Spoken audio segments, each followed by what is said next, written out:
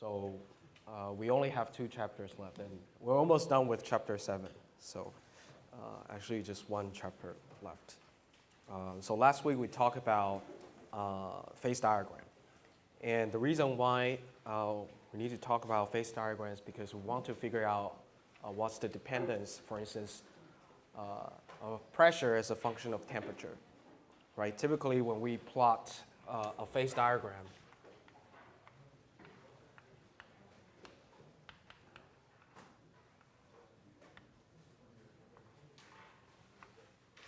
typically it means that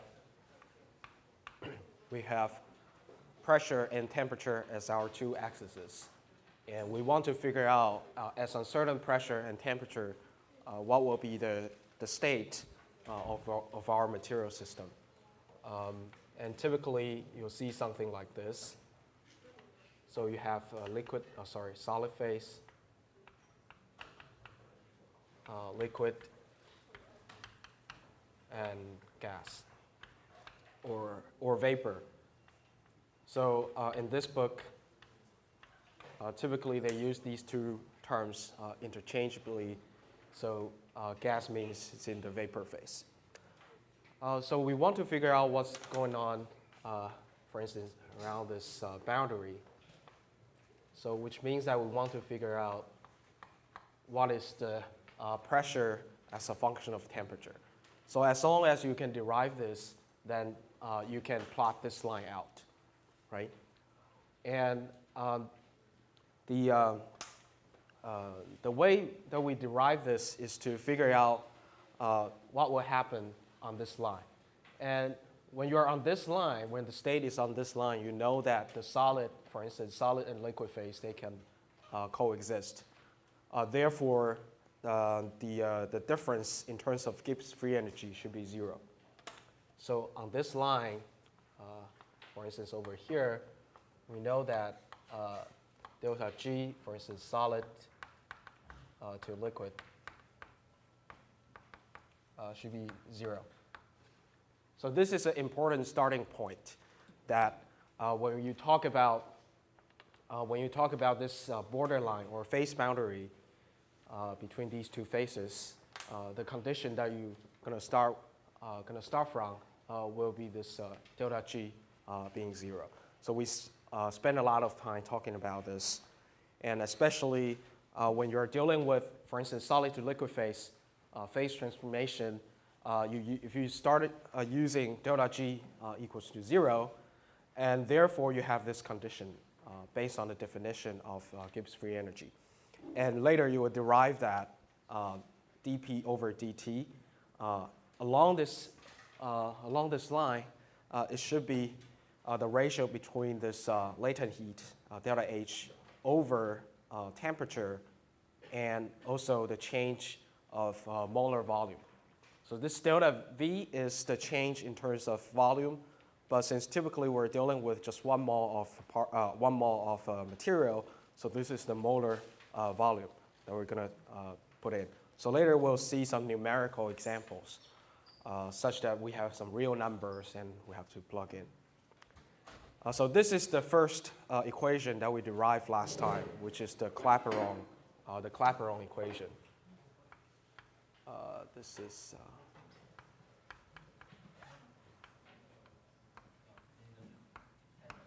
which describe this line from solid to liquid, and therefore it is. I'll just write it down again.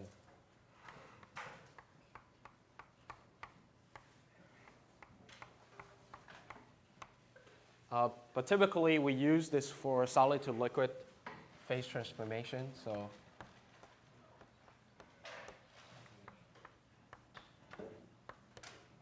I put a subscript S to L over here. The reason why we say this is a solid to liquid is because for liquid to gas and solid to gas, we still can use this equation, but typically we will further simplify that, right? We will make some assumptions that the volume change of this molar volume change is mainly due to the gas contribution. Okay, so because when you change from solid to gas or liquid to gas, there's a huge change in terms of molar volume, and the major contribution will be coming from the gas, because typically the molar volume for solid and liquid is much less than that for the gaseous phase or the vapor phase. Okay, so in the sense of, let's say, for this line and for this line, we will use a different equation, which is the Clausius-Clapeyron equation. So that's a modified version, of the Clapeyron equation. T squared, something like this. And note that this is typically solid to gas or liquid to gas. So it means that only when you're dealing with condensed phase to gaseous phase or vapor phase transformation, you use this equation. If you're dealing with phase transformation from solid to liquid, for instance, this line, you have to go back to the original Clapeyron equation. Okay, so, and we made some assumptions last time and saying that if you, for instance, like if delta H is independent of temperature, and if the molar heat capacitance is the same for condensed phase and vapor phase, then you can simplify the integration, and then you can get a very simplified form. And therefore, we say that the pressure is typically growing exponentially with respect to the temperature. Okay, so typically you'll see that the curvature of this line is pretty dramatic. That when you increase temperature by a little bit, there's a huge increase of pressure, and the curvature is bending upward like this. This is because you have a exponential over here. So if you move this log to the right-hand side, then you have an exponential term. Right, so it will be proportionate to, let's say, the minus inverse of temperature. So it is sort of proportional to temperature. And we saw some examples last time over here that eventually, if you plot log P as a function of, for instance, inverse of temperature, there are two ways to represent this. There's an empirical way, or then you can derive that. And eventually you'll see that in some certain conditions, the empirical result is close to, for instance, over here at the, this is the high temperature approximation. The empirical result is close to what you derive analytically. But the bottom line is that you'll always see this kind of form to represent the saturated vapor pressure. It's log P, and it's equals to some constant over temperature, and there's also a log T term over here, and then plus a constant. So you'll see that it's always like this. Later in the example that we're going to see in the textbook, we also see this kind of form.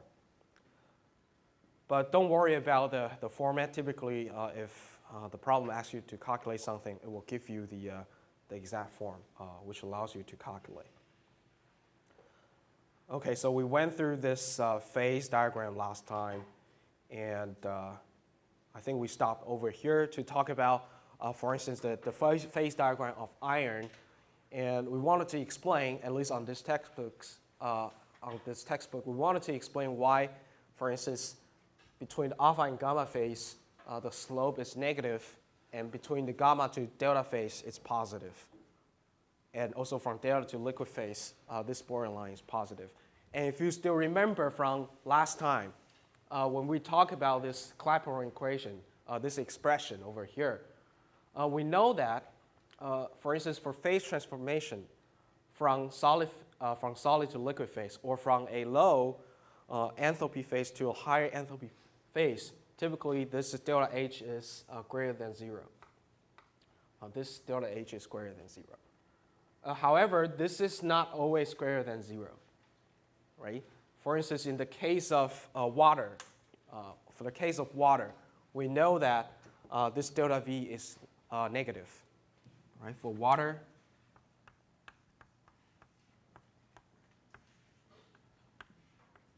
if you have a ice to water phase transformation, the volume, the molar volume will decrease when the ice is melted. Therefore, delta V is less than 0. So in the end, you'll have a negative value of dP over dt. So in the case of water, if you're dealing with water, this line should have a negative slope, right?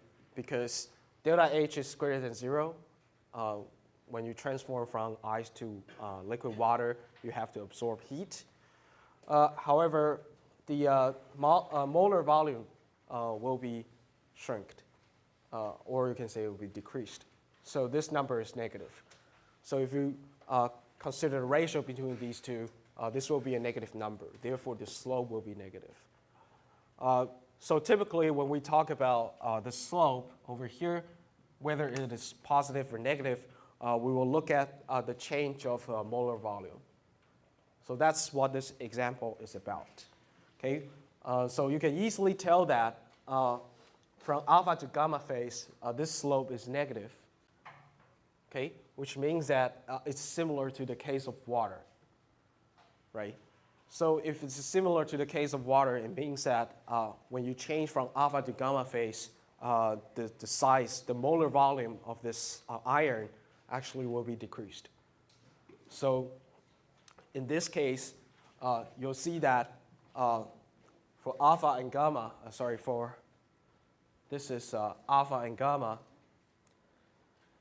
the gamma phase should have a smaller molar volume than the alpha phase, right? Because typically we look at the right-hand side first, and this is the final state.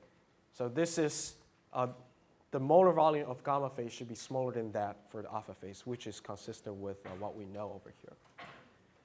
And you can do the same argument for delta phase and alpha phase, and also for the liquid phase. Okay? Therefore, you'll see that if you rank all those molar volumes for different phases like this, then the line of equilibrium for alpha and gamma phase has a negative slope, like I just mentioned, but the lines for gamma and delta, and also delta to the liquid phase, will have positive slopes. Okay, so it means that judging from the slopes, then we can decide how large, or how large this molar density is, or will be, for these materials in different phases. And if you plot the Gibbs free energy out, so this is just an example. We know that we have phase transformation from alpha to gamma to delta, and then later there's a liquid phase, right? Because once it's in a very high temperature, the iron will become liquid. Okay, so we know that there's a liquid phase. And of course, if you go up to even higher temperature, there's a vapor phase. So if you're dealing with, for instance, 1 atmospheric pressure, which is this line over here, note that this is also a condition that we will use many times. Log P will be 0 when you plug in P equals to 1 atmospheric pressure. So if this is 1, we know that log, either you're using natural log or the typical log as using 10 as your base, will both be zeros. So if you look at the line over here, this is log P as 0, which means that it's at 1 atmospheric pressure. Okay, so that's the normal pressure condition. So if you start from, for instance, 500 degrees Celsius, and you go up to, say, 3,000, around 3,000, let's say 100 degrees Celsius. So you will go from alpha to gamma, and then delta liquid, and then you'll evaporate your iron into iron vapor. So you'll go through these several different solid phases, and then liquid phase, and then vapor phase. So if you plot the Gibbs free energy line out, you'll see that originally you're in the solid phase, but even for a solid phase, you have the Gibbs free energy line for FCC iron and also BCC irons.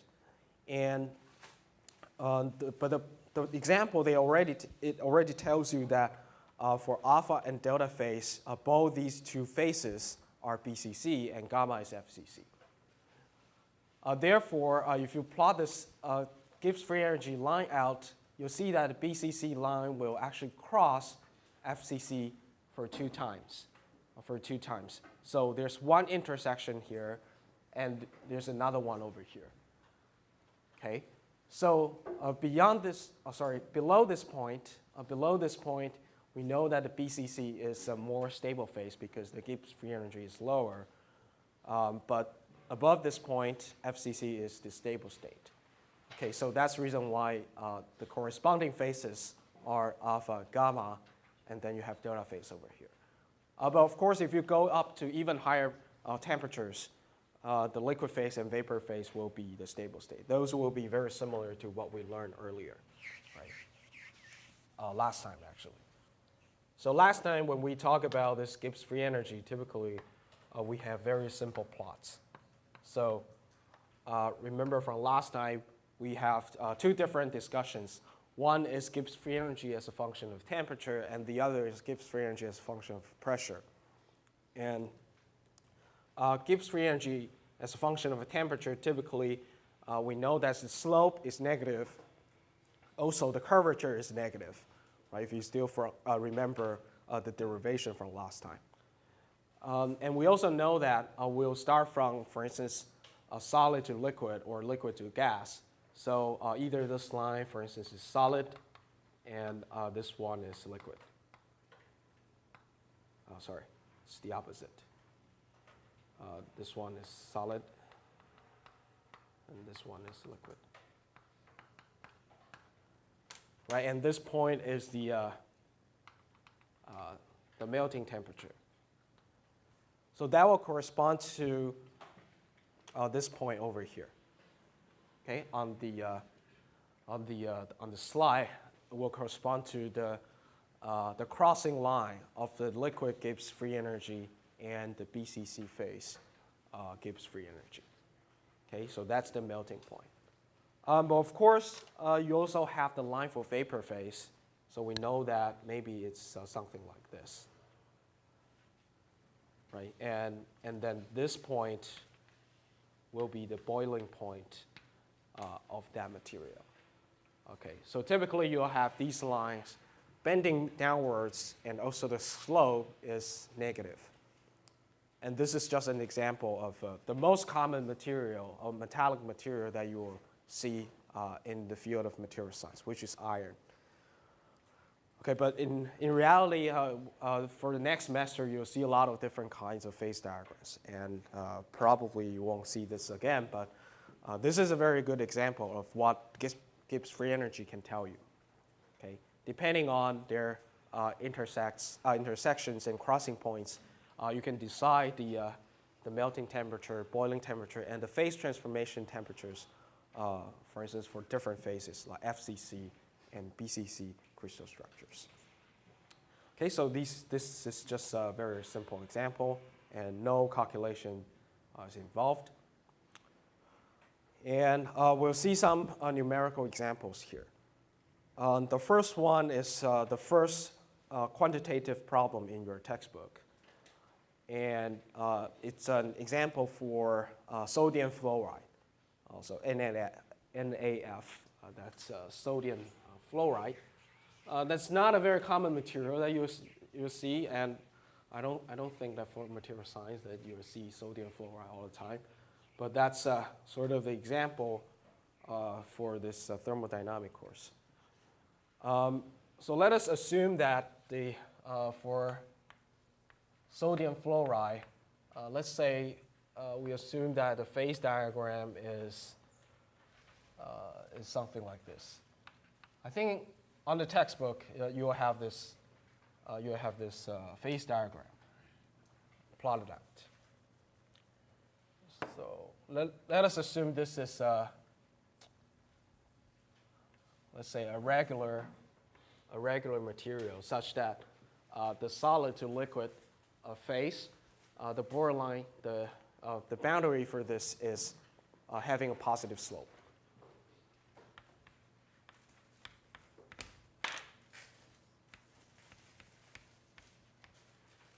This is solid, liquid, and this is gaseous floor.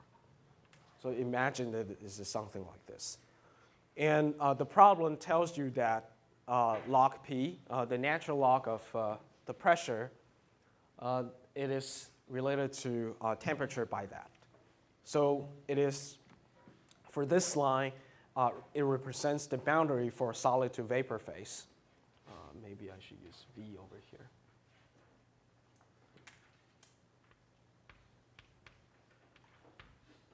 So the first equation actually talks about this line over here. So this is log P as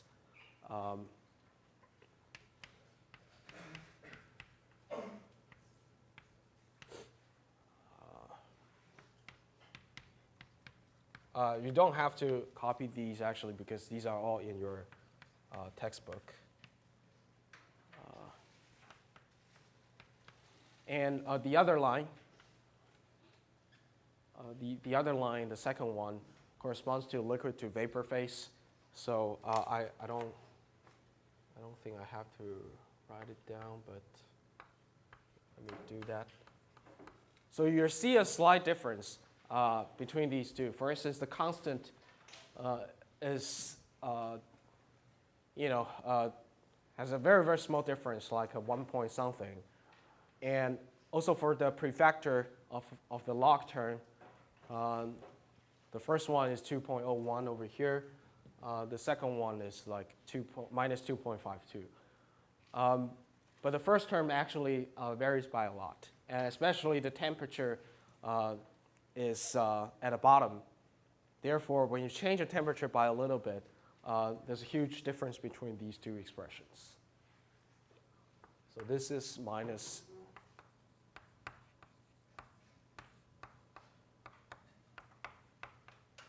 5.2 log T.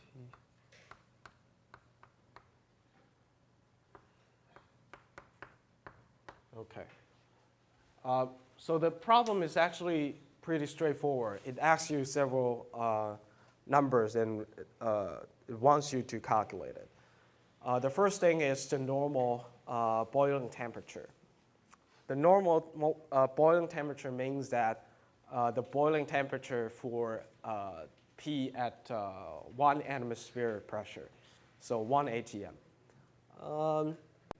So basically, you just plug in 1, and then you should be able to retrieve that, right?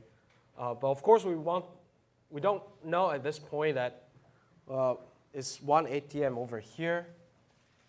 Is it here or here, right? We don't know that.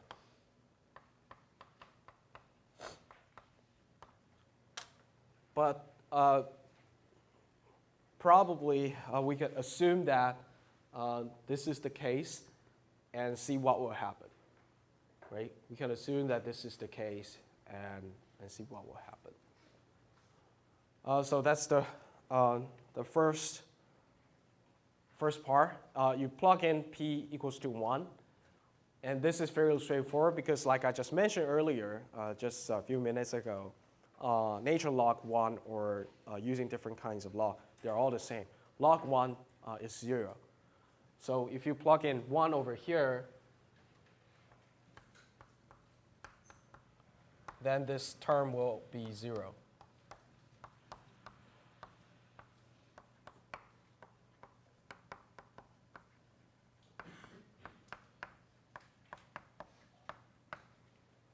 So actually, all you need to solve is this equation.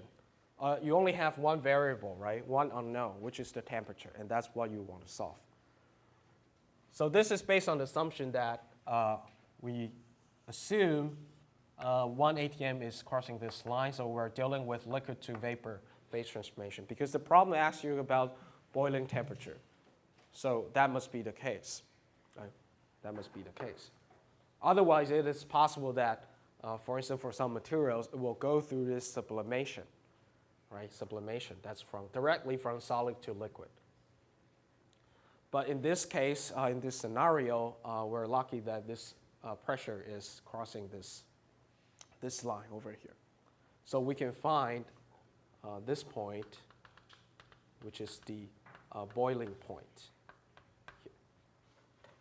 Okay, and we don't have to worry about this.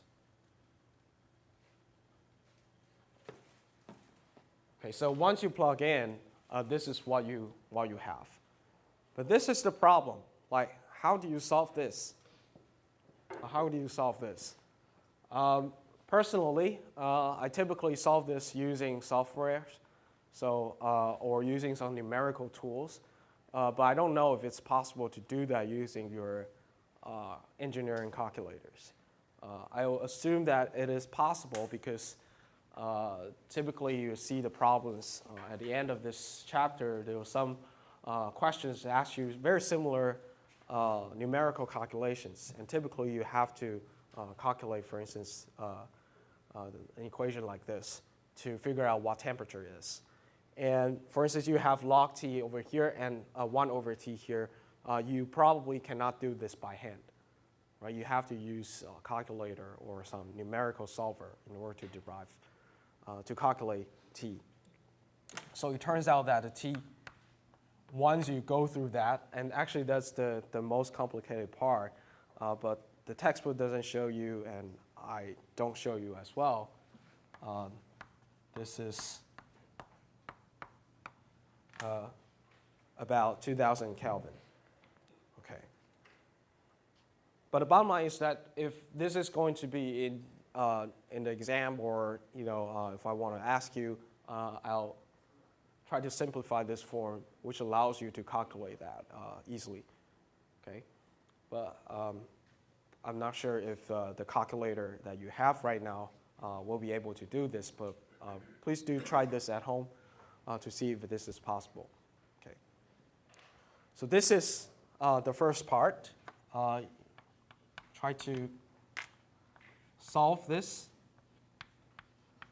boiling point, which is pretty straightforward. And the next thing is to calculate the triple point.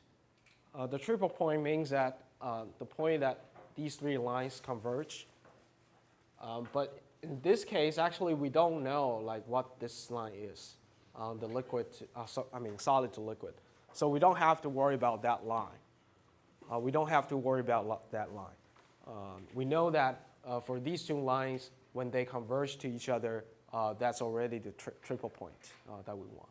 So even if you don't have the information for this one, it's okay, because all we need to know is the condition for these two lines, this one and this one. And this is the triple point. So the solution is also pretty straightforward, because you know that at this point, these two lines should have the same, the pressure should have the same value, and temperature should have the same value. So you just directly equate these two equations. So it means that this value should be the same as this one. So once you put these two together and then go through the same calculation, you should be able to get the temperature for the triple point. Right? So this is by assuming the pressure is the same, and therefore you eliminate this pressure as a variable, and you only have the temperature to be solved. And this turns out to be, this temperature is, say, 1,000. Okay. This problem might not be that interesting, because this is just plugging in numbers and then figuring out the temperature and the pressure. But the next problem will be more interesting. Okay. And of course, if you plug in this number back to the original expression, both two equations should give you the same pressure over here. And turns out to be a small number, about 2 times 10 to the minus 4 ATM. So that's a pretty small number, close to 0. Okay. And the next, we want to calculate delta H from liquid to, I think it is, sorry, delta H for evaporation at a normal boiling point. So we want to know what's the delta H at this point.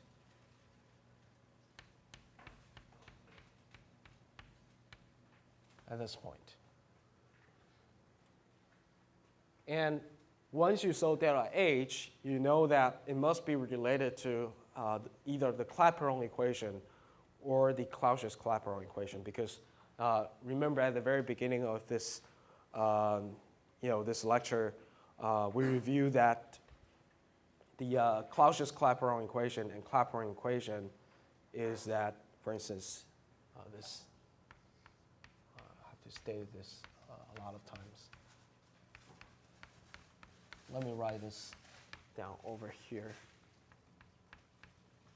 Right, this is the Clapeyron equation. But if you're in the liquid to vapor phase, then you further simplify that. So you'll see this.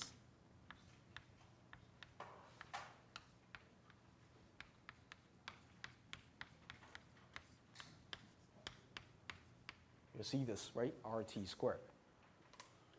But of course, in this problem, you know that this information is not given. Delta V is not given. Later, we'll see the second problem, second numerical problem. That's a different case. That's the case when the problem only gives you delta V. But in this case, since delta V, this information is not given. So you don't see any information regarding the density or the molar density of this material, which means that you have to use the Clausius-Clapeyron equation to calculate that, because we know that this is delta H, for instance, from condensed phase to vapor phase, so we can use this. And we know the temperature, right? So this is the thing that we can calculate. So if we go back to this problem, you'll see that we use the Clausius-Clapeyron equation. But the reason why we can use this is because we already know the form of pressure as a function of temperature, right? In this case, let me remove this from the first problem.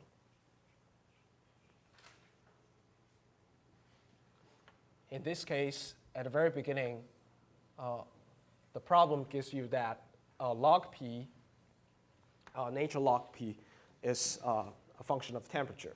It's a function of temperature. And we also have the information that, based on Clausius-Clapeyron equation,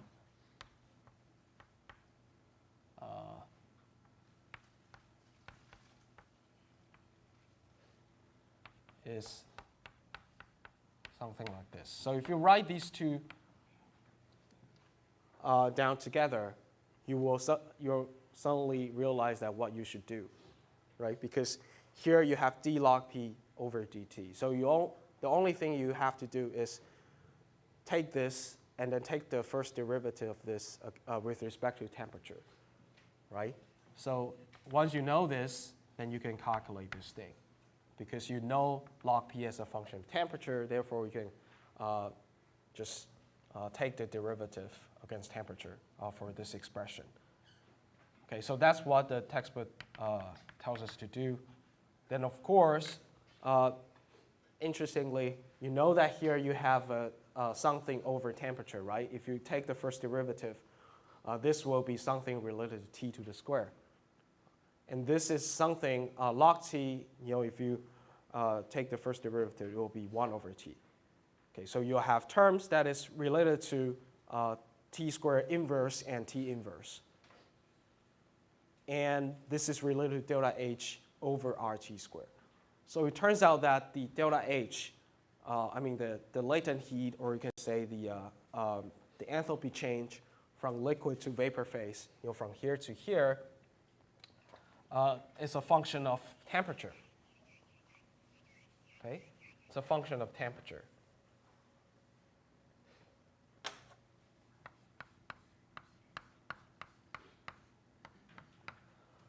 And it's some constant minus this. So it's a linear term with respect to temperature plus a constant. So when the temperature is higher, you can see that this delta H is becoming smaller and smaller. So if you plot delta H as a function of temperature, it will be something like this. Okay.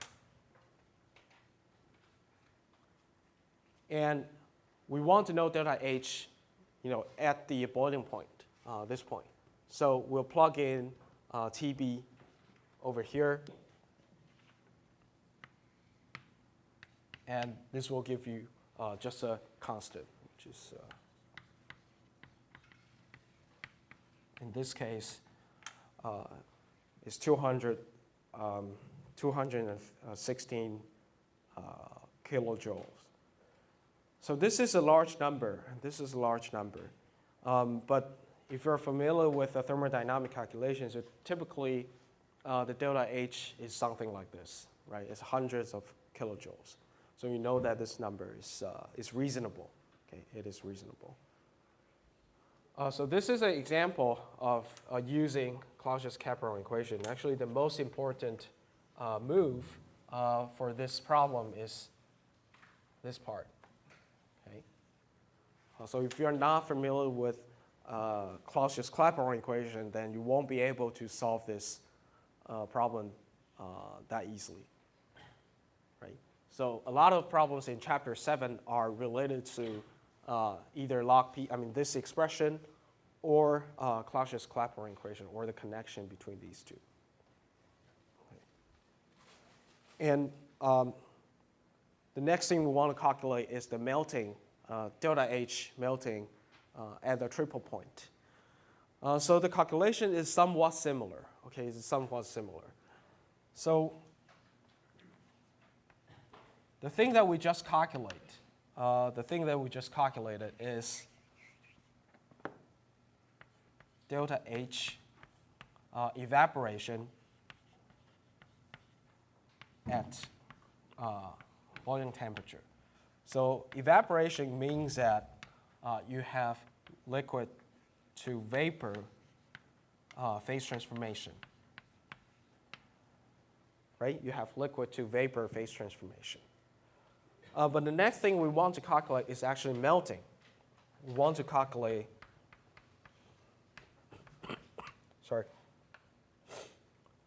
and melting is actually solid to liquid phase transformation. But the problem is that if you look at the original information provided by the problem, we have the information for liquid to vapor phase transformation. We have that for solid to vapor transformation. But we don't have the information for solid to liquid transformation, right? So in fact, this information is not given. So you won't be able to directly calculate delta H melting. You have to figure out how to indirectly estimate delta H from solid to liquid, from the information provided by the problem. So the approach is actually pretty straightforward because since we have the information for liquid to vapor transformation and also solid to vapor transformation, so if we can take the difference between these two, then we should be able to calculate solid to liquid phase transformation. So the bottom line for this one is that if you want to calculate this, then we know that typically if you plot these two, so typically we start from solid, from the most stable state, solid to liquid to vapor. So that's the sequence. So you start from solid, and then you enter liquid phase. So this is the thing that you want to calculate. So imagine that you also have the liquid to vapor phase transformation, and you consider latent heat of this one. If you sum these two up, this will be delta H from solid to vapor. And we're lucky that we know this one and this one. So the thing that we want to calculate is actually the difference of these two, right, of these two terms. So it turns out that delta H melt, or S to L, is simply this S to V minus delta H L to V. Right, and you can see from here that if you eliminate this two, this is S to L.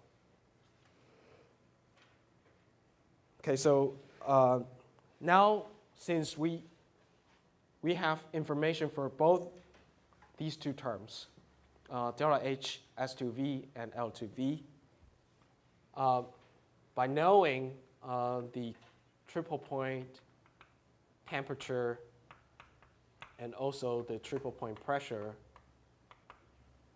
actually we can calculate delta H S to V and L to V for this point based on the information given. And if we subtract those two numbers, then we should be able to get the melting enthalpy change. So, that should be clear, right? So this is what I just mentioned. The most important information, or the bottom line, is that from solid to liquid and liquid to vapor phase transformation, if you add these two together, you'll get a solid to vapor. So this is what we want to know, solid to liquid. This is the melting enthalpy change. So if we have the information for this term and this term, then we should be able to calculate this. And we already know from the previous problem, sub-problems you can say, we already derive the expression for liquid to vapor, right? This is what we derive based on Clapeyron Equation and also the information of log P as a function of the temperature. So that's the first thing. The second thing is that we also know this log P as a function of temperature. Therefore, by using Clapeyron Equation again, we should be able to derive delta H as a function of temperature. So once you know the information for delta H as a function of temperature over here and over here, you should be able to calculate the melting enthalpy change as a function of the temperature. So over here, we see that based on the second information given from the problem, given by the problem, the solid to vapor phase transformation has this expression, which is again a constant minus something per factor times temperature. So again, this is a decreasing trend as you increase the temperature. But more importantly, if you subtract the two expressions, this is the one that we just calculated, and the second one is what we calculated for problem sub-problem 3. You will get an expression for solid to liquid phase transformation. Okay, so this is probably the most complicated in this problem. But once you can understand this, I believe that there are other problems in the textbook should be easy for you. Okay, so eventually you have an expression. Again, it's a constant plus something that is proportional to temperature. So if you plug in the temperature that the problem asks, which is the triple point temperature, and we already calculated that earlier, which is about 1200 Kelvin, then you can get the final melting enthalpy change, or you can say the latent heat for melting at the triple point. Okay, so this is an example of how you use this log P as a function of temperature to calculate delta H as a function of temperature. So it's kind of a tactic for this kind of problem. So typically, the problem will give you something, let's say, like this.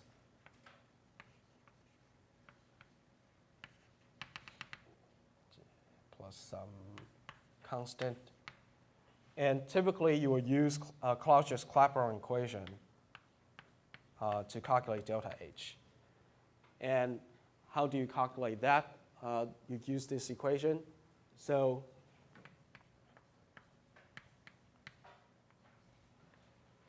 delta H is RT squared times this.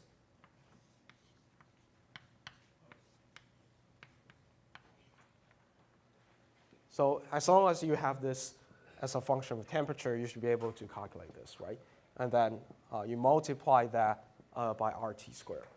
Then you should be able to retrieve delta H as a function of temperature.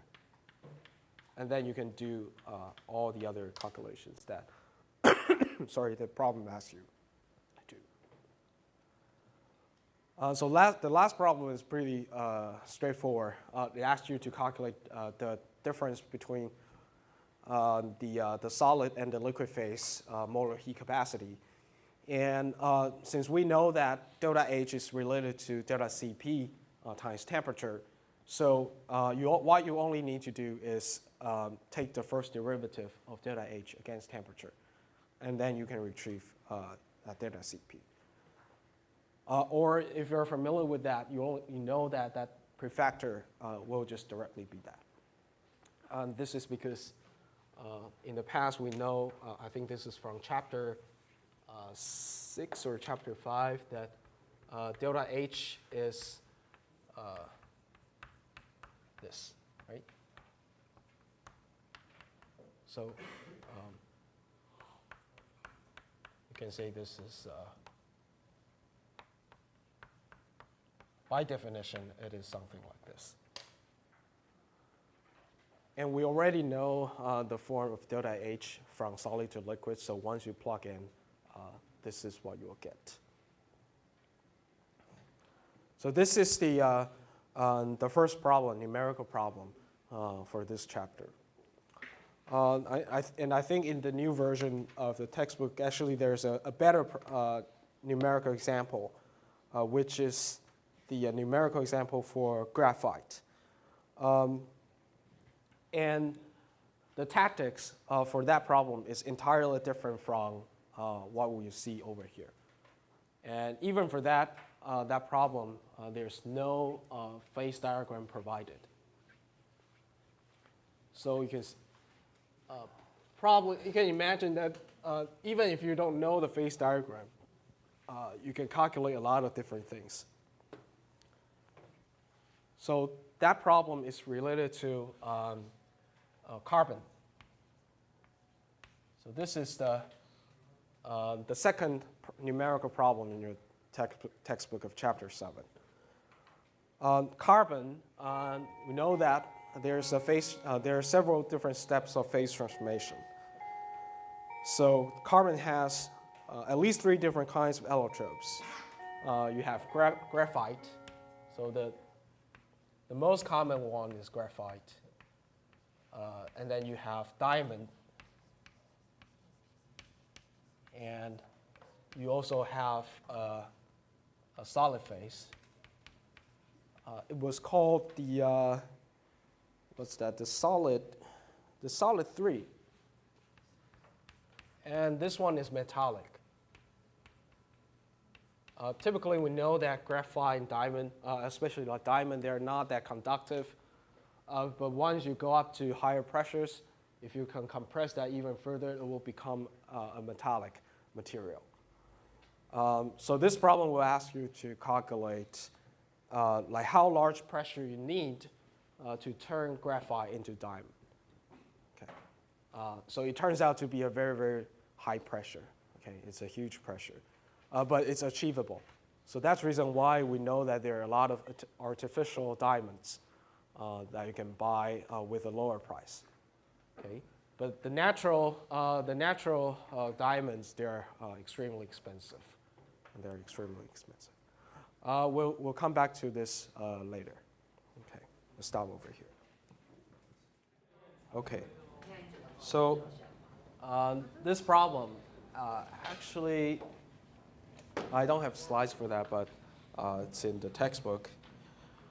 I'm going to discuss the phase transformation of carbon. Like I mentioned, we have the most regular state, which is graphite. Or if you have a single layer of graphite, then you have the graphene, right?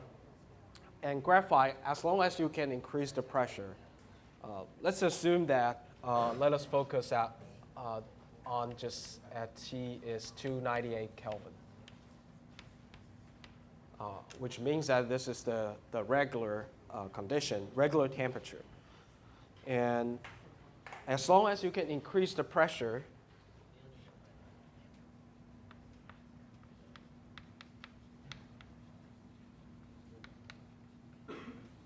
you will be able to convert graphite into diamond.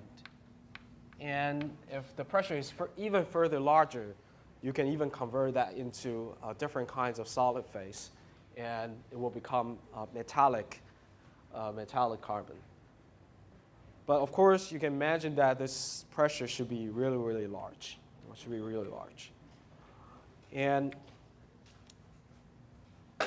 I think this is not on the textbook, but it's good to know this phase diagram, such that you know at which point that we're talking about. So for graphite, let's say it's something like this. And we have, this is weird.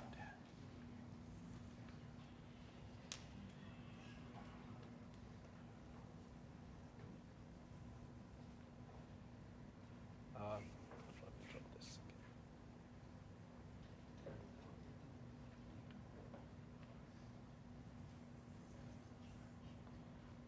The phase diagram is a little bit weird, but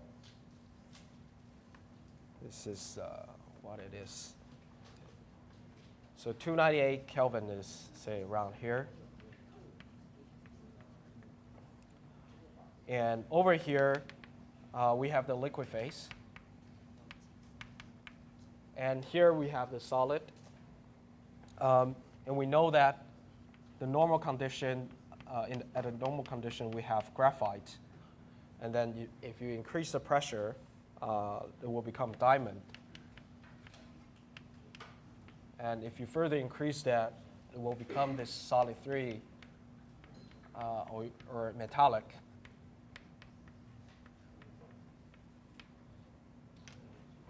Metallic carbon. So the problem actually asks you to figure out like what will be the pressure you need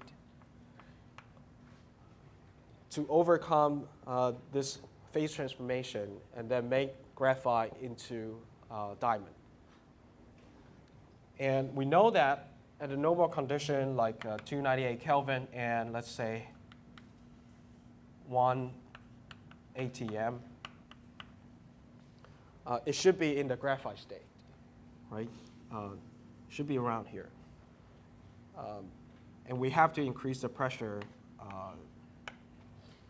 to make graphite into diamond. But how large is this pressure? Is it like 100 times or 1,000 times greater? This is what we need to figure out.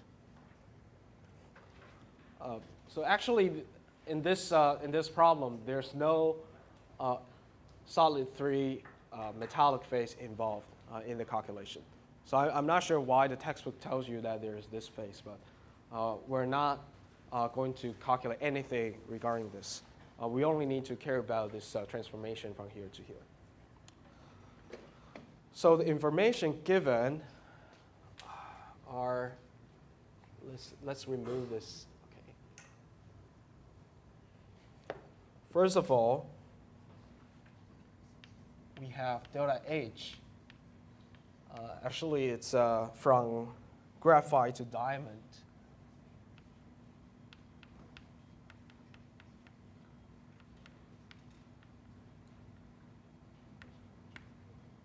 This is minus 1900 joules. And we also have the entropy for, let's say, this is graphite. Also, this is at 298 Kelvin. So all the information given is at a standard condition, 298 Kelvin. Okay? So I won't write this down again. And that's the same for the entropy graphite.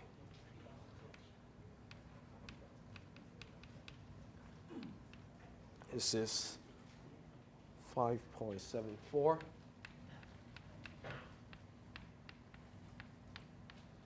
And you also have the entropy for diamond.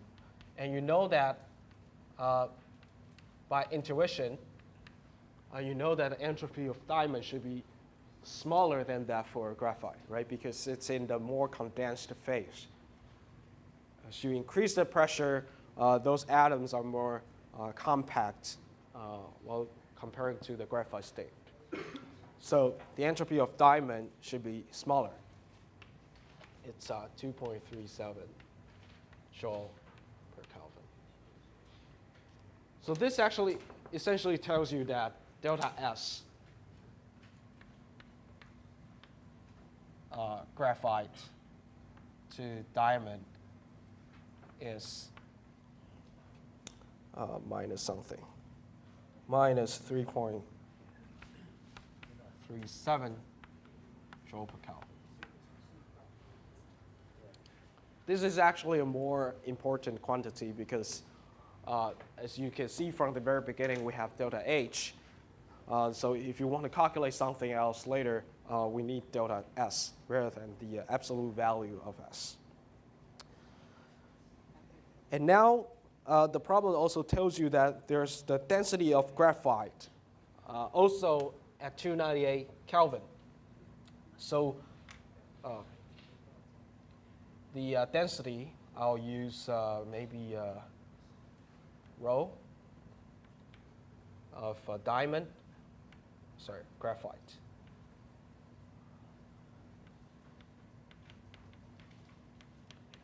Is 2.2 gram per centimeter cubic. And that for diamond is 3 point something.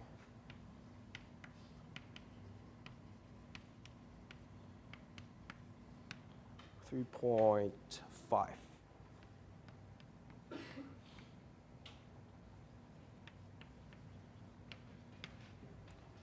Okay, so you have these information.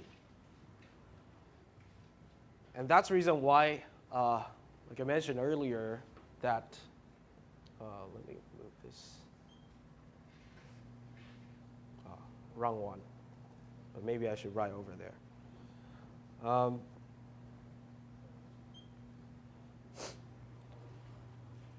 If you still remember when I talk about the, what's that, the Clapeyron equation or the Clapeyron equation, I show you that this is related to this, right? So this is the part that we need to use the density to calculate things. I should use that one. So over here, the reason why we have this density is because we want to calculate this delta V. And that's the molar, let's say, the molar volume. And so basically, you have to know how to convert density into molar volume. So a basic conversion is that as long as you know the molar weight of carbon, then you should be able to calculate that, right? And we know that it's common sense that the molar weight of carbon is 12 grams per mole. So by that, you can convert density into the molar volume. We'll see that later. But first of all, since the information given is pretty straightforward, we have delta H, we have delta S. So it is clear that we want to calculate delta G, right? For phase transformation, we want to see what delta G is. First of all, at this point, we have delta G at 298 Kelvin, 1 atmospheric pressure. This is based on the standard condition, right? And that's what these information can give us. And we know that this is delta H minus T delta S. Therefore, this is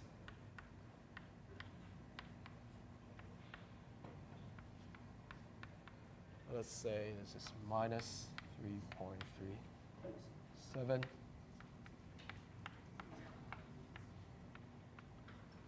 And the temperature is 298 Kelvin.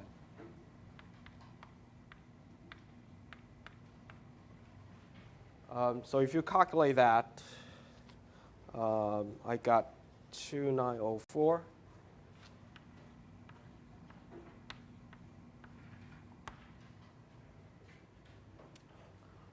Which means that, sorry, if you have the phase transformation from graphite to diamond at 1 atm and 298 Kelvin, the Gibbs free energy is like this, which means that those two phases are not at equilibrium. Right? You need this amount of Gibbs free energy, this energy difference, in order to make the transformation happen, which means that under normal condition, this should not happen at all. So what does this delta G mean?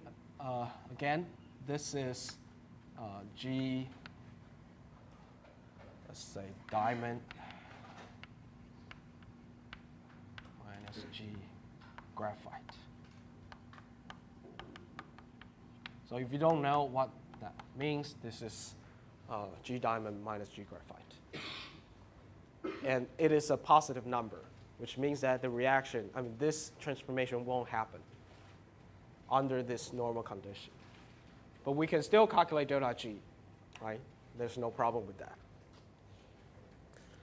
So the next thing that we want to include is the condition of delta G at this point, the point that we want to calculate. Right? This point is where the phase transformation takes place. This is pressure that we want to calculate. And more importantly, at this point, we know that delta G should be 0. So that's the most important thing that we learn from this chapter, right? At the phase boundary, at this point, or along this line, as long as you're on this line, delta G is 0. Delta G is 0. So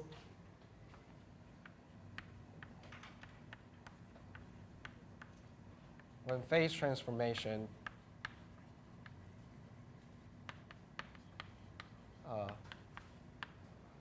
is taking place,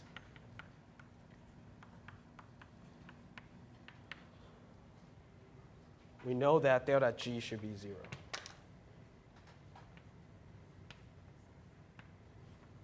Right? At this on this boundary, because diamond and graphite can coexist. So the Gibbs free energy for these two should be the same. So you can imagine that at the beginning, over here, you have delta G being 2904 joules. But as you gradually increase your pressure to some certain value, delta G becomes 0. And that's the place where the graphite to diamond phase transformation will start to happen. So what we want to calculate is actually the delta G at that point, the delta G at that point. But how do we calculate that? If you still remember from, I think that's chapter 6. I think it's chapter 6.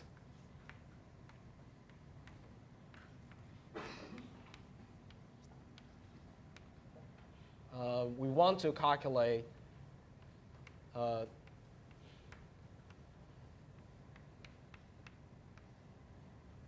let's say this is T2, P2. No.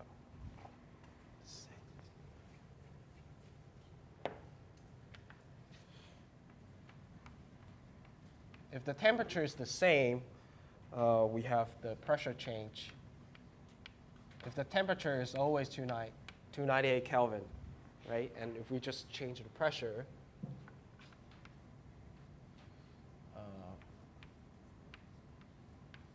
let's say 1.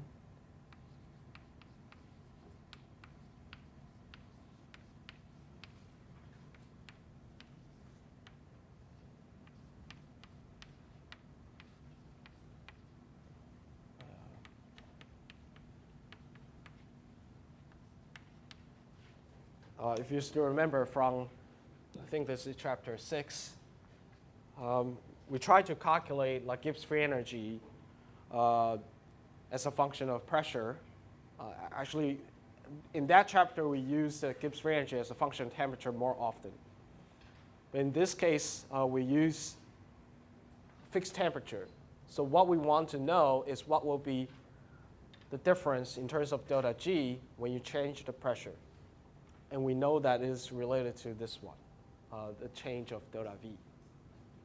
And this delta V is the molar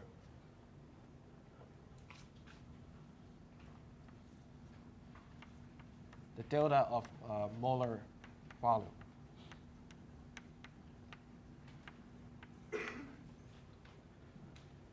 And if you still remember, typically we say this is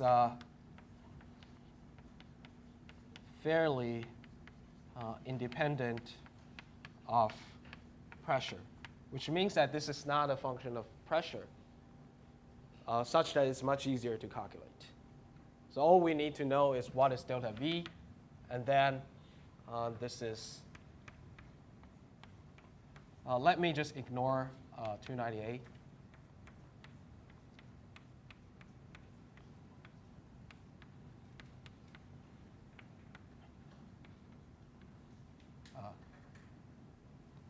So if this is just a constant, this is delta V times the pressure minus 1 atm. Something like this, right?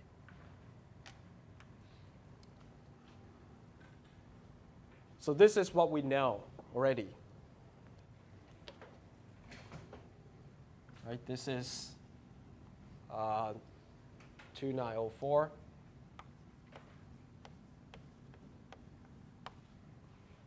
This is unknown. We still need to figure out this by using the last piece of information that we have, these two numbers.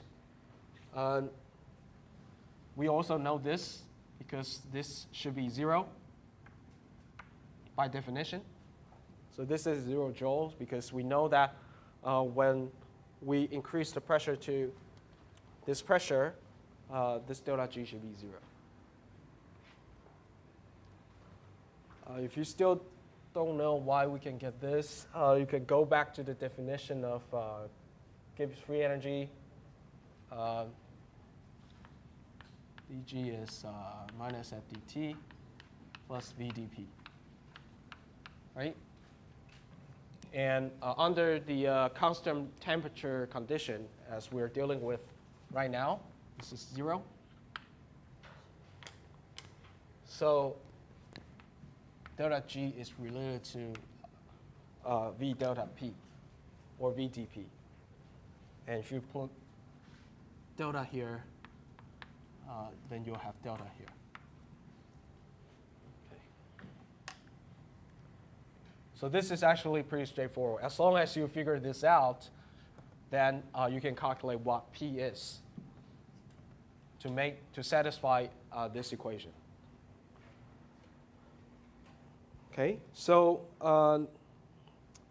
delta V is calculated by this. So let's say this is the change of molar volume. Therefore, we use the final state is diamond.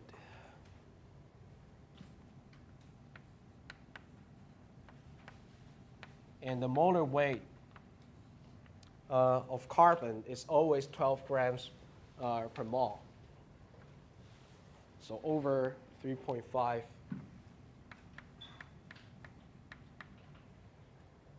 gram. So this is the molar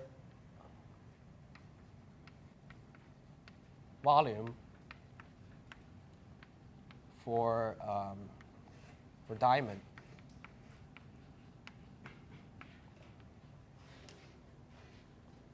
And we subtract this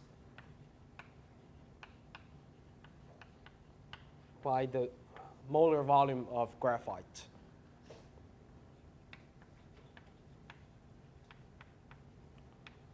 So as you can see, the final unit will be centimeter cubic per mole. So that's the exact definition of molar volume in terms of centimeter cubic. Okay? So this is molar volume for graphite.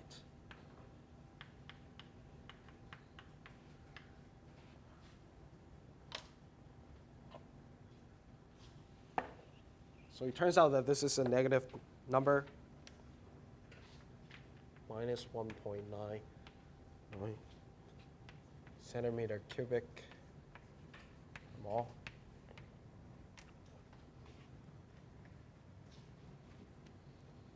So this is pretty straightforward, right? Because when you change from graphite to diamond, you know that typically, because you increase the pressure,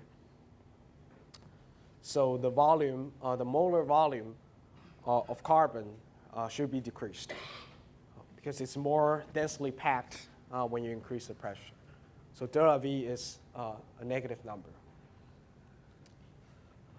So now all you need to do is plug in. Okay, you put this back to this equation. But this is actually not that straightforward, although it looks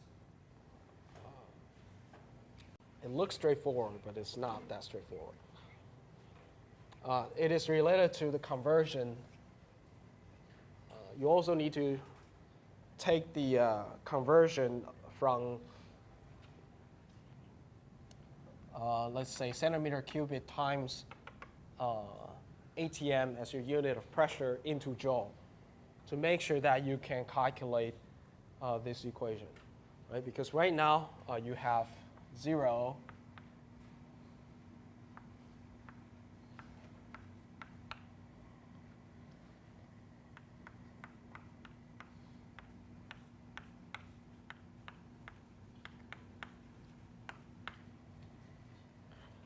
and the unit, this is joule, this is joules, but the delta V that we have here is centimeter cubic per mole. Right. So this is the thing that we need to convert. Because right now, if we time these two units together, it won't give you the unit of joule. So you have to make this conversion in order to make this all these terms having the same units. So recall that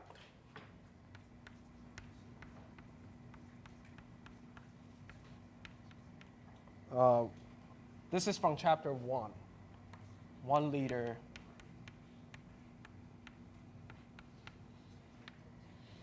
is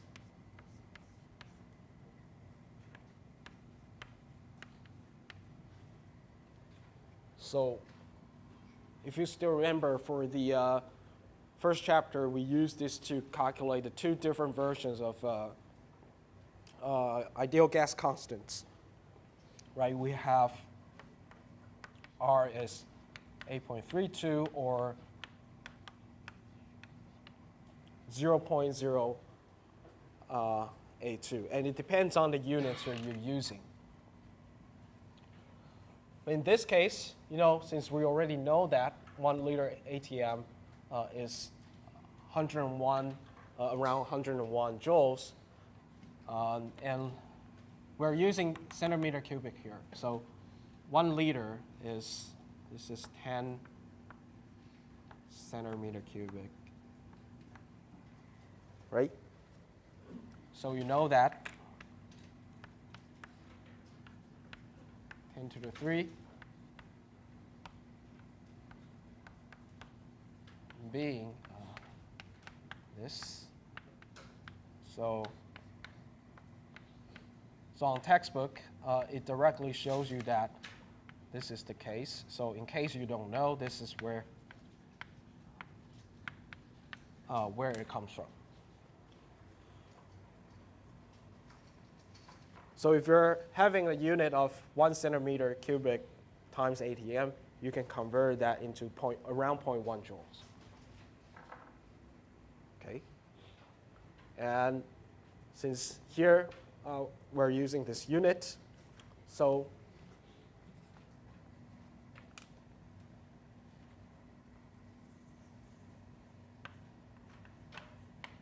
zero, we're all using joules now.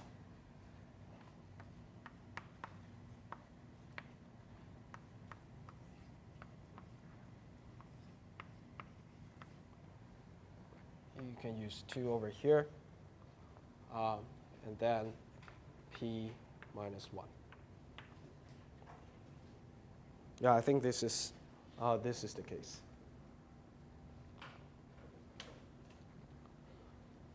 So by using this, you should be able to calculate pressure, this pressure, in the units of ATM.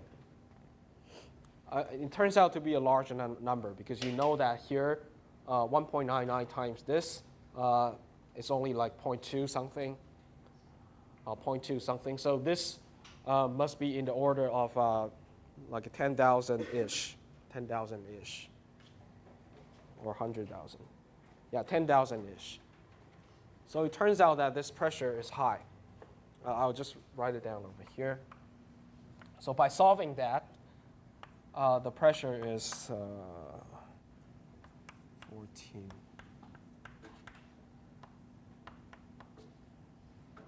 This is a large number.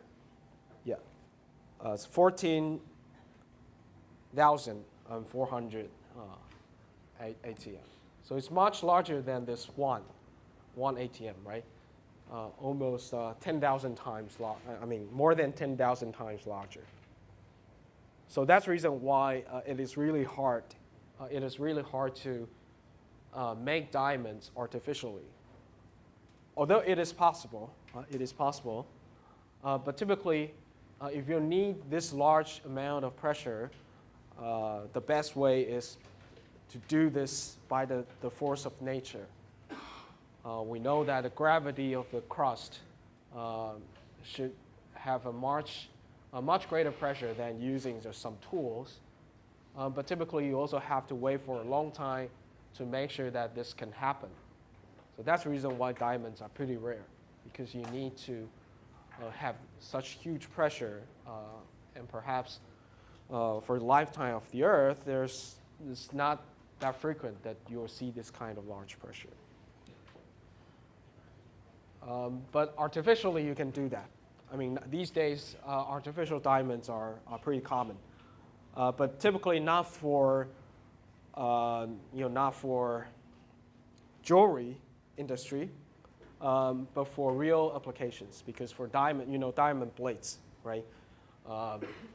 You can use diamond blades to cut things because it's pretty sharp, and the toughness and the hardness is probably the best among materials. So typically, people will use artificial diamonds for different kinds of applications, except for jewelry. For jewelry, typically we'll go for the natural form, because typically you can get a more beautiful diamonds using the force of nature. Okay, so this is the end of I think this is the end of chapter 7. And for chapter 7, actually, in the new textbook, there are some qualitative problems, and I think these are pretty nice examples that I didn't cover over here. So please go through those problems. And I also skipped 7.8 because 7.8 is related to magnetic potential. So as usual, I skip all those parts that's with magnetic potential, so magnetic energies, because I think that's not that related to the thermodynamics of materials. It's more related to physics. Okay, so let's go for chapter 8.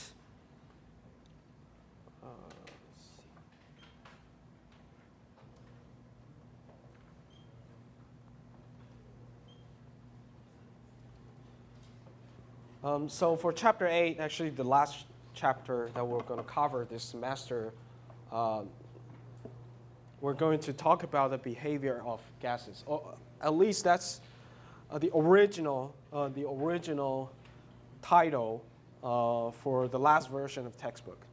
So if you're using the green version, the last version, that's the 5th edition, the original title is the behavior of gas or gases. But now they changed the title to the behavior of solutions, which is more accurate, because in this case we're talking about the behavior of non-ideal gas. Okay, don't know why this is something like that.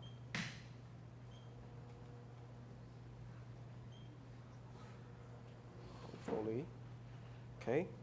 So that's the reason why I said it's not so gaseous, because most of the time we're talking about the behavior of solutions, which is a mixture of gas and liquid. Okay, gas and liquid. And we already know that for ideal gas, PV equals to RT. For 1 mole of ideal gas, you have that ideal gas law. But in reality, this will only happen when the pressure is low. So if the pressure is high, typically the gas molecules will interact with each other, and then the ideal gas law is not satisfied. Therefore, that's the reason why here we say PV over RT equals to 1 only when the pressure is low. Because when pressure is low, those gas molecules are not that close to each other. They are free to move around as if they don't see each other. But if you increase the pressure, they are more likely to interact with each other, so they have interaction with each other. Therefore, you cannot consider them as independent particles. So the original derivation of ideal gas law is not going to work. So as P is approaching 0, of course, the PV diagram approaches the form of a hyperbola, which means that it will have this, we call this a perfect gas, okay, a perfect gas. This means that if we look at the PV plot,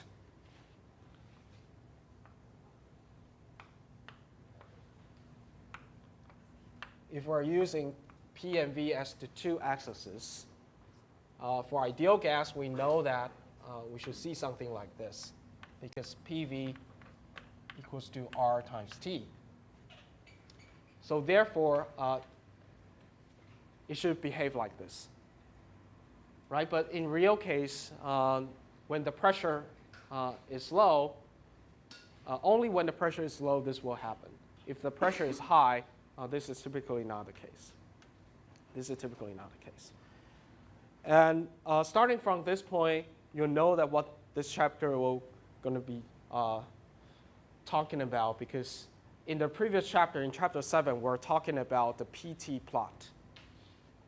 Right? In chapter 7, we talk about plot like this, P and T, and we call this the phase diagram. Right? We have solid, liquid, and gas or vapor. But now we want to include the third axis into it, which is volume. That's the reason why.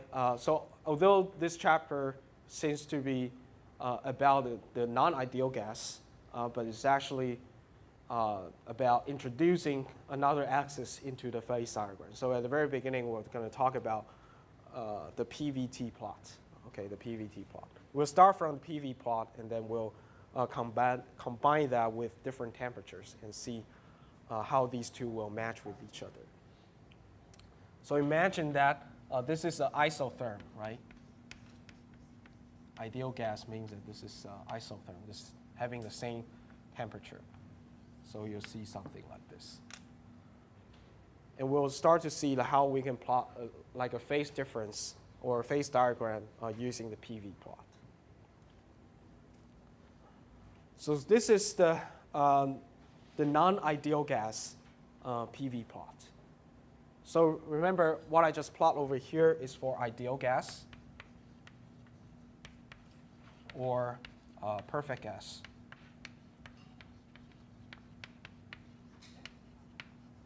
But for a real gas or non-ideal gas, this will only happen when the temperature is high or when the pressure is low. Later we'll see that. So here, imagine that you have several different temperatures. So you have different isotherms. So you have higher temperatures. So we know that for ideal gas, if you go up to higher temperatures, this isotherms will move up, right? This is when you increase the temperature. So imagine that this is, let's say this is T1, T2, T3. So we know that T1 is greater than T2 and T2 is greater than T3. As you increase the temperature, the isotherm will move up. But for a real gas, when you go down to temperature that is low enough, you'll start to see deviation from the ideal gas law. So the P times V is no longer a constant. So you'll start to see this kind of deviation. Okay, so if you go up to higher temperature, maybe it's more likely to be following the ideal gas law. But when you lower the temperature, you start to see this kind of deviation. Especially when you reach a critical point, which is this line over here. That is T critical, TCR over here. You start to see an inflection point. So in calculus, you learn about inflection point, right? For inflection point, the slope is 0, and also the curvature is 0. So you can imagine that on the left-hand side of this isotherm, the curvature is, say, positive, but on the right-hand side, it is negative. So which means that at this point, the curvature must be 0. Okay, the curvature must be 0. And also, we know that by definition for inflection point, the slope will also be 0. So the first derivative and the second derivative are both zeros.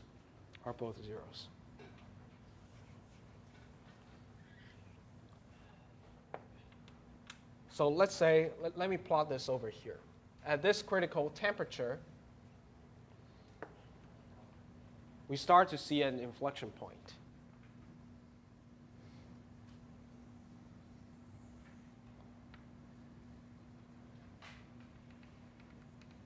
Sorry. Again, remember we're using the PV plot. So here we have the value of, say, V critical, and here we have P critical here. More importantly, this temperature is called the critical temperature.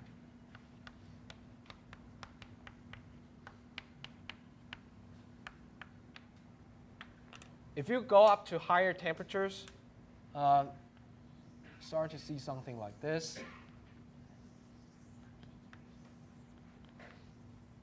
And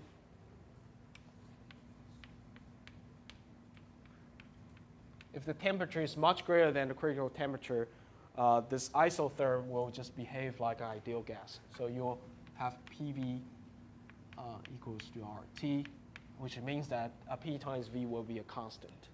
Okay, so they will be perfectly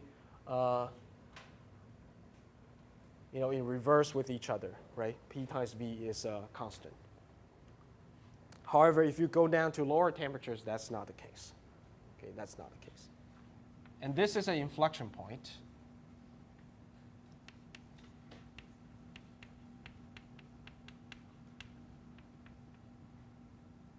And by definition, we know that for an inflection point,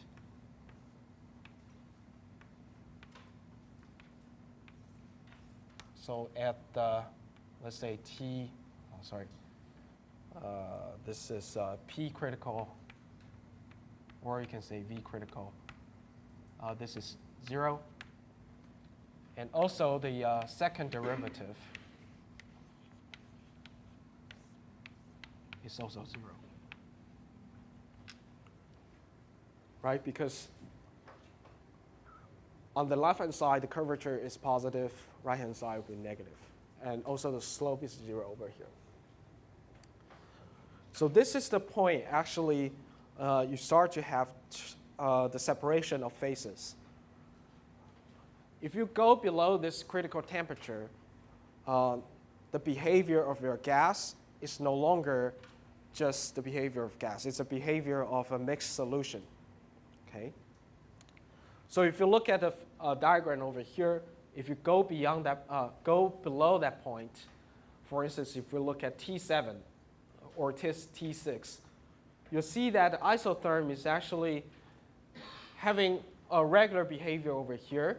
It will go up, but then it will stop at some point and then just having this flat line behavior. And when you have a flat line on a PV plot, it means that the pressure is constant, right? And when the vapor phase and the liquid phase, so you start to have liquid phase when you move along this straight line or horizontal line. And you start to have liquid and vapor phase coexist with each other. And this flat line, this pressure, then represents the vapor pressure or the saturated vapor pressure of that solution. So let me plot it over here. So beyond, if you go below that point, let's say, let me use a different.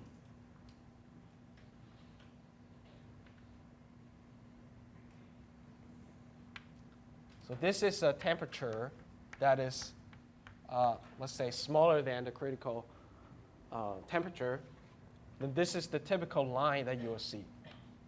When you decrease the volume, imagine that you have a gas, a bunch of gas molecules, and you increase the pressure, and then you decrease the volume. At some certain point, you start to see condensation. Okay, some part of the gas molecules will just condensate into liquid. So this is the onset of condensation.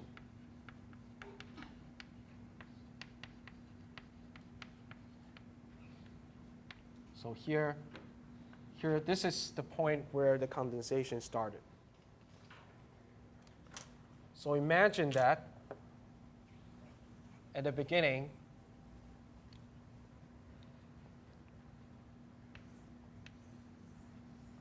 you have a bunch of gas molecules. And then you gradually increase the pressure and then shrink the size of this box. And at this point,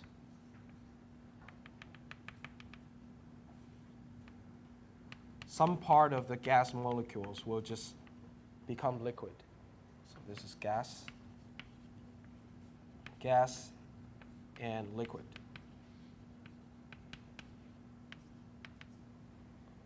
So the volume is decreasing, but the pressure is increasing.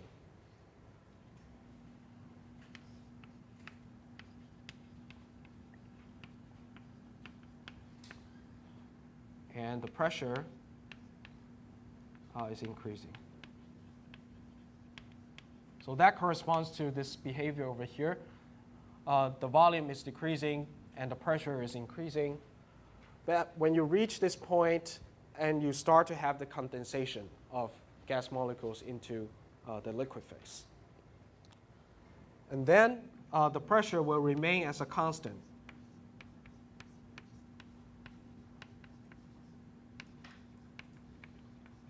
Because that pressure corresponds to the saturated vapor pressure of the liquid, or the saturated vapor pressure for this solution over here.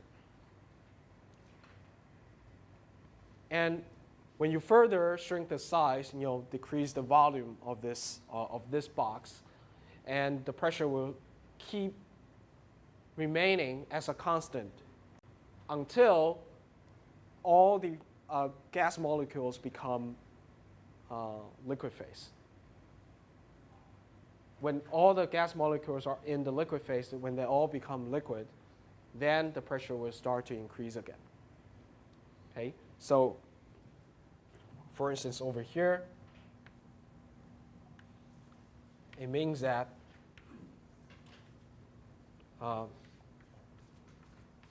maybe I should. The volume is much smaller now.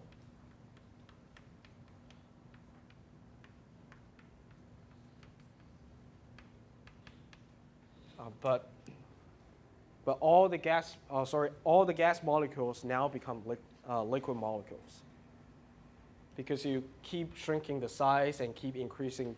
The pressure is the same, but when you shrink to a certain size, all the gas particles will be condensated into the liquid phase.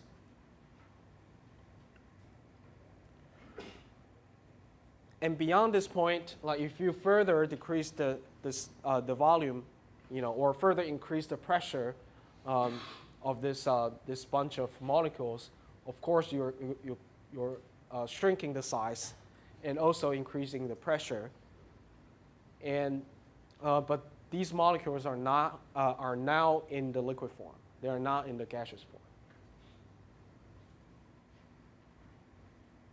So what this isotherm is telling us is that beyond some certain temperature, like if the temperature is greater than critical temperature, then there's no separation between liquid and gaseous phase. There's only one possible phase, which is gas. But if your temperature is below that critical temperature, then typically you'll see this kind of phase transformation. So if you divide this isotherm into 3 sections, then this is vapor, or you can say gas. And here you have vapor plus liquid. And here, when the volume is lower than some certain point, then you have, these are all liquid.